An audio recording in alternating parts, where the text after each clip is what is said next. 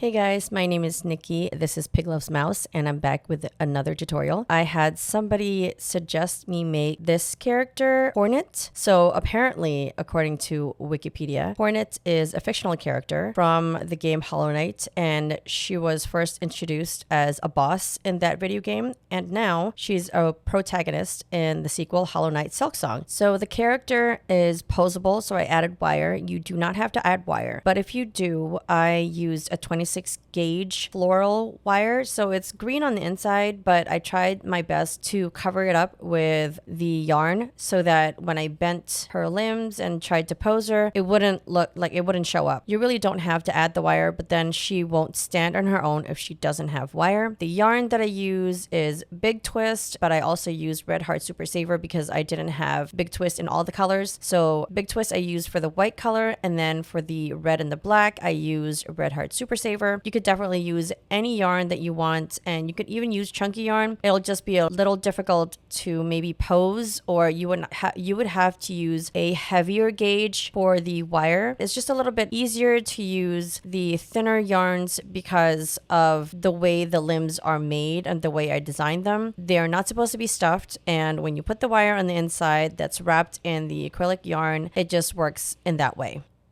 So in addition to the yarn, you're going to need a 3.5 millimeter hook, as I'm showing you here. And you also need a darning needle, scissors, and some stuffing. For the instructions, I'm not going to read them word for word. They're going to be either on the left, the right, or the bottom, wherever it's easier to read. So you guys can just pause it, and then you can just follow the instructions for that certain part. To begin, we're going to start with the horns. So she has 2 horns. We're going to start with 1 horn, and then we're going to make a second portion. So we're going to finish off the first part, and then the second one will not be finished off because we're going to continue crocheting into the first horn you created so that we can make the whole head. Once you get to about round 6 or 7, you want to start stuffing. You want to start stuffing early so it won't be too hard to stuff the smallest parts of the horns. So you also want to stuff along the way.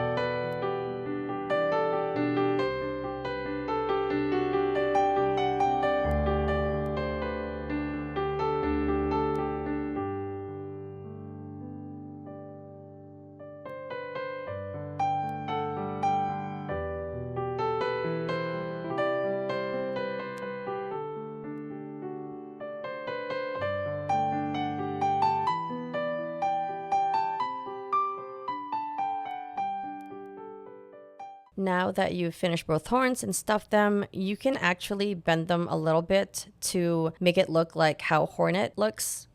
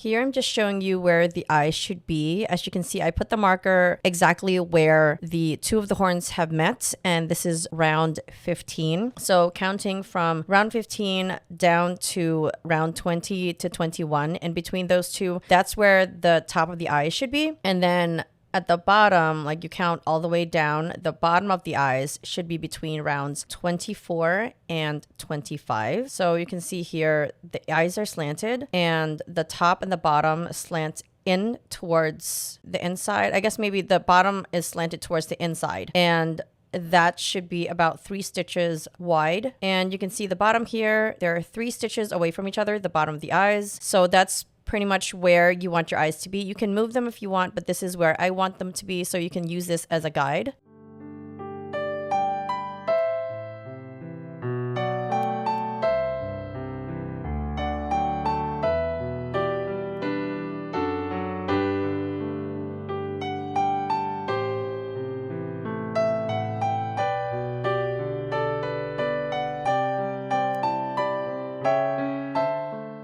In this part, I'm showing you that I am connecting the legs together, and I've already written the instructions in the previous clips, and the instructions are on the screen. So here I'm just showing you how I'm connecting them together, and then later on, I'm going to put a wire into the legs.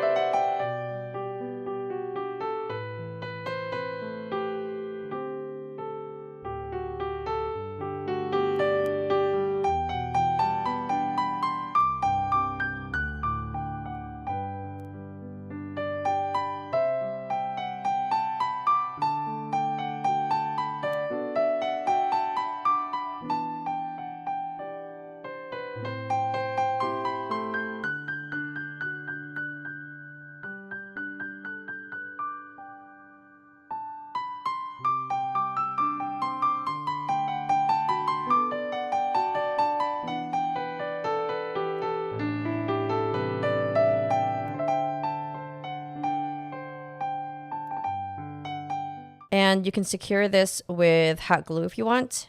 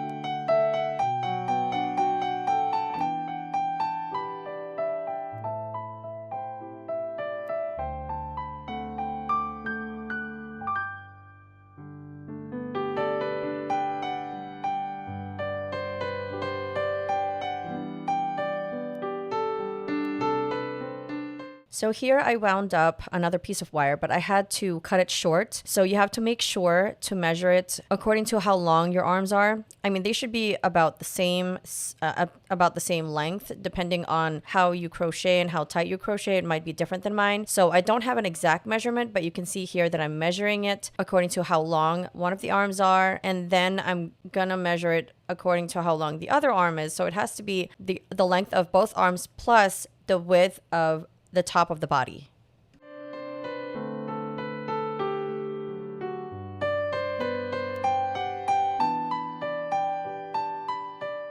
And then after you've made your measurements and wound up the yarn around the wire, you're going to insert the wire here at the base of the head. And you kind of have to do a little bit of maneuvering here because it is going to be a little bit difficult since it's it's yarn against yarn, and there's going to be a little bit of a glue at the end of the wire because you would have glued the ends onto the wire a little bit just so it doesn't come loose. But you just have to do just a little bit of moving around just so you can get this wire through.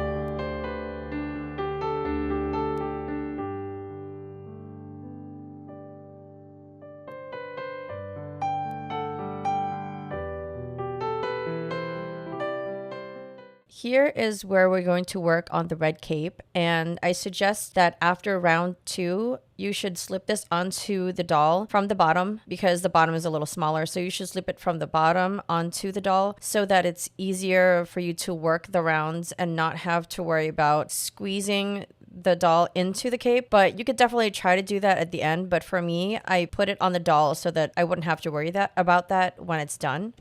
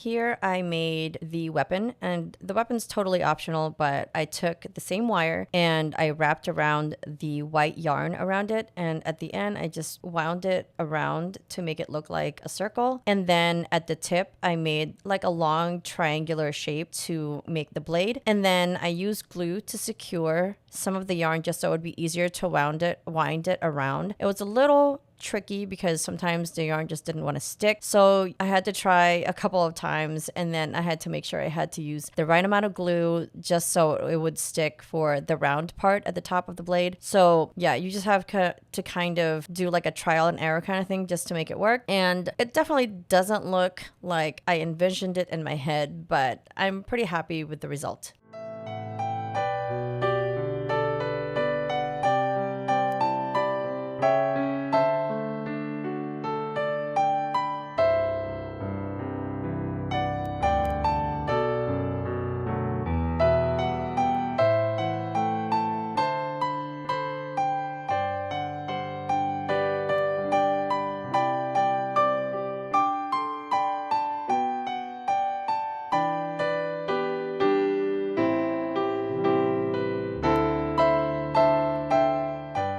This is pretty much it for this tutorial. I hope you guys enjoyed this tutorial. Let me know if you have any other suggestions for any tutorials you want to see in the future. This has been Pig Loves Mouse. Don't forget to like, comment, and subscribe, and I will see you on the next video. Bye!